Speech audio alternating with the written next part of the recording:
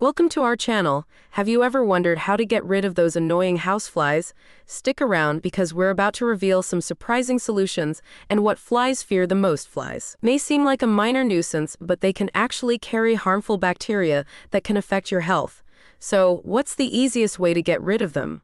One trick you can try is using a mix of apple. Since flies are drawn to aging scents, so can flies see at night? Not really. Flies, especially smaller ones, can't see well in the dark because they need enough light or photons to process what they're looking at. This means they rely on daylight to navigate their surroundings. And speaking of nighttime, where do flies sleep? Just like us, they get tired after a day of buzzing around. Now, here's something you probably didn't know. Can flies feel anger? Researchers have found that female fruit flies can stay in an aggressive state for up to 10 minutes, especially after a trigger. Let's talk about the lifespan of a fly. Contrary to popular belief, a fly doesn't live for just 24 hours. Female houseflies can live up to 25 days, while males live for about 15 days. But what flies fear?